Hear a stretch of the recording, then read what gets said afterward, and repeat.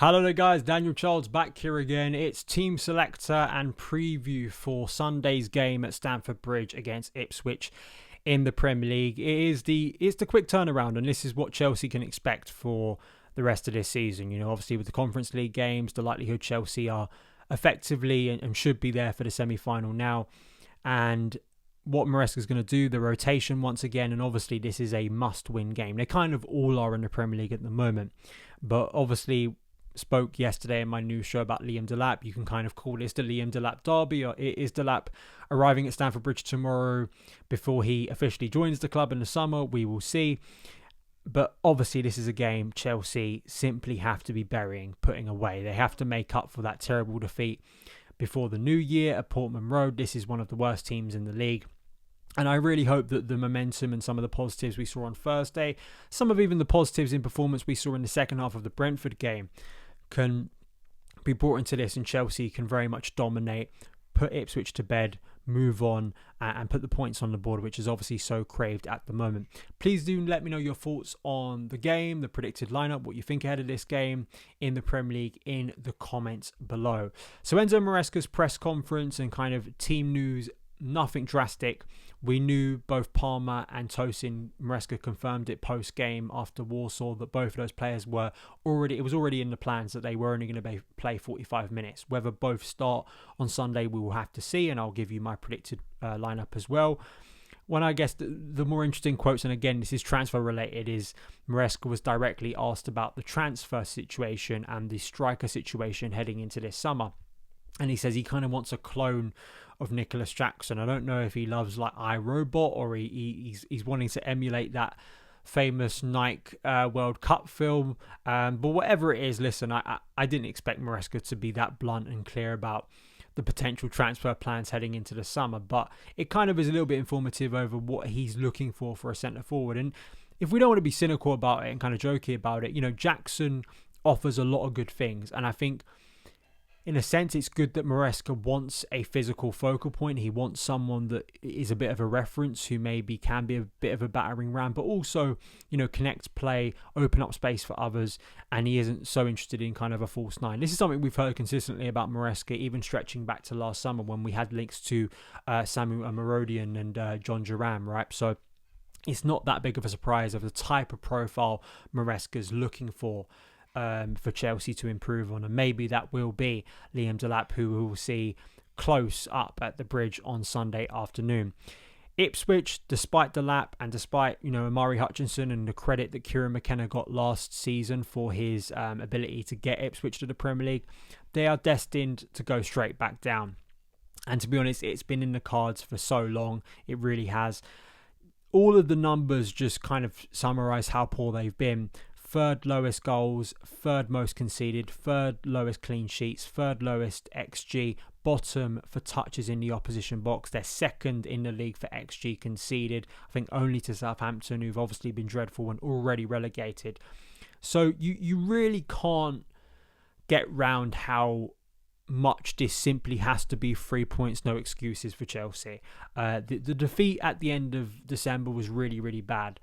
And, you know, I think at that point, listen, we lost to Fulham, we dropped points to Everton, but we weren't kind of months into our bad run, so maybe there was still some excuse for it. I know people were still harping about the lap penalty that shouldn't have been given, but listen, that was early in the game, and the performance from then wasn't any better. So Chelsea, we simply have to be putting this game away. Again, I'll keep stressing it. I don't want to be here after Ipswich hearing about how well Ipswich just, you know, what were we supposed to do? They set up defensively. No. If Chelsea can't beat Ipswich, who can they beat to get Champions League football? And in the way we've kind of looked at the rest of these fixtures, Ipswich is one of those you're adding 3 points. You're kind of assuming if Chelsea are going to get Champions League football, this is the one that has to go well, along with Everton, right? Like, this is one of those that Chelsea have to be getting maximum points for. You know, I think Ipswich at times have been a little bit more adventurous.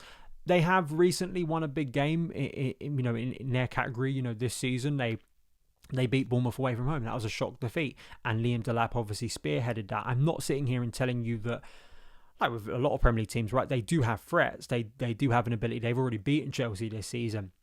And I'm not saying that Chelsea need to go into this game complacent and the players should already think the game's over before it's begun. Absolutely not. That should not be the mentality. But in terms of expectation, in terms of pressure, in terms of what Chelsea simply have to be doing in this game, I think it's pretty obvious. I expect Chelsea to have a lot of the ball. I expect, again, Chelsea at times will have to try and break down Ipswich. But, as we saw with Warsaw, when you have a team like Ipswich, statistically, who have given up so many opportunities this year, and even in the 2-0 defeat, Chelsea had some clear looks at goal, especially in that first half, that could have turned the game. Some really bad misses.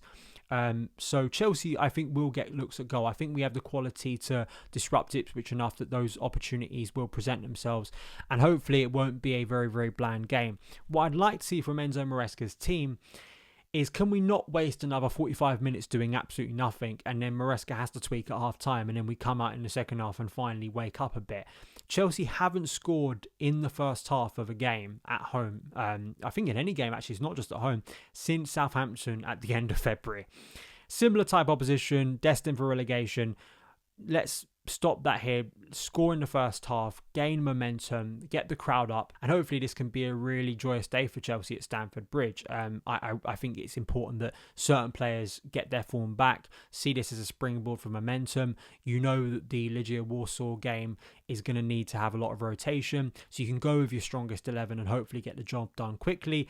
The only other thing here is Moises Caicedo. This is his final game he has to avoid a yellow for the rest of the season, so hopefully he can do that, and then we don't have to stress about him being suspended for upcoming games. So let's go into my starting 11. I don't think this is too complicated, and I think that there's kind of no excuse here again. Maresca can't really turn around, do a load of weird rotation in this game, given what's just happened at Warsaw, given how he even rotated in that game to rest certain players. Strongest possible 11 and kind of putting those form players on and hopefully gaining the right result. Rob Sanchez in goal, I think, will return here after his 2 clean sheets against Brentford and Spurs. To be fair, did make some big saves, also in the Spurs game, but especially in that Brentford game as well. So, he is the Premier League keeper. Maresca's made that abundantly clear. The back 4, I want to see Reece James at right back, but I would like to see Josh Achimpong feature at some point in this game, hopefully off the bench after his impressive display in Warsaw. But Reece, if he's starting this game, I want to see him at right back in his best position. Tosin, I am putting him in the starting 11 because he was taken off at half time in Warsaw. So I assume that's in preparation for him to start this game. And maybe it is with an eye to look at that kind of physical outlet that Delap does pose. The only thing I would say is, Tosin didn't deal well with Delap the last time he faced him. So there is a risk there, but that's just my assumption. Trev Chalobah, I think, will return to the starting 11 here. Cucurella is Chelsea's highest scorer in 2025 so far, which is great for Cucurella, but kind of a representation of how bad our attack has been in 2025 so far. So he's going to hopefully have to step up and score another couple of goals if others aren't turning up. Great that Enzo and Caicedo, both of them got full rests, a full week of rest, which they haven't had for so long, because obviously even during the international break they were in South America playing for their nation. So hopefully that's done them the world of good. Noni Madueke, I think, is Chelsea's best winger. He scored 2 against Warsaw. Another player that simply has to be starting this game and hopefully can produce big. I think Palmer starts as well. Again, taken off at half time, hopefully in preparation for this game. And we just need to get Palmer a goal. I truly do think it's a case of if Palmer can score 1, hopefully that confidence gets back into him. Maybe the overthinking, the doubt that's come in and crept in the longer this goalless streak has gone on will evaporate, and we'll get the Palmer that we know and love back at a key point of the season. Left wing. Now, I think it's credit to Sancho that he did respond in that second half, and he did set up 2 goals for Noni Madueke. So you could argue keep that connection going in a quick turnaround from Thursday to Sunday. However, I'd like to see Tyreek George given a start. He did score his first goal for Chelsea. I think he has been impactful. I just don't get why he can't start a Premier League game. Neto gets a start every single week. Sancho has started like 6 in a row. I don't know why George has to work so hard and kind of wait so long to get his first Premier League start. Because in terms of end products, he scored that goal. And maybe it just be a nice, it's not a sentimental thing, it's impact, and it's looking for ways to get more goals into your attack. So hopefully George can produce that and just give him that starting place and see if it can bring a bit of unpredictability and hopefully some new fresh energy to an area that has lacked it in recent weeks. Because apart from that second half at Warsaw, Sancho has been pretty poor for some weeks, let's be honest. And obviously up top, Nicholas Jackson, the focal point, the guy that was rested fully on Thursday. Again, if he's not in the starting 11, I mean, I really, unless he's picked up some new injury, inexcusable. He has to be starting this game. We saw the problem of a lack of a focal point in that first half especially, and we saw it definitely against Brentford. So Jackson back at the Bridge hopefully can have an impactful day against that Ipswich defence, and hopefully himself can break that long streak without a Premier League goal. That is my starting 11. Let me know yours in the comments below. Follow me across the socials at SonOfChelsea, and I will see you again very soon. All the best.